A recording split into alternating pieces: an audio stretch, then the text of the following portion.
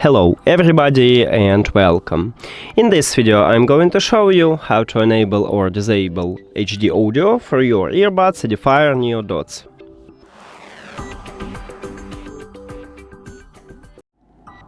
And now to find the settings we need to use developer option. So if you have iOS you cannot use it. And if you have Android, if you don't know how to enable developer option, you can check a video at this channel. We have it just for your phone.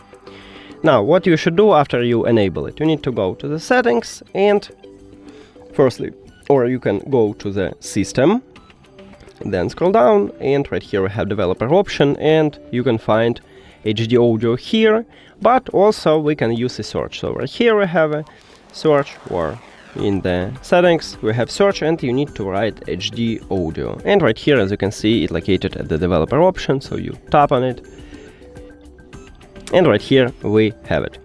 So to disable it, you need to tap one time at this slider near to it if the slider have colorful background.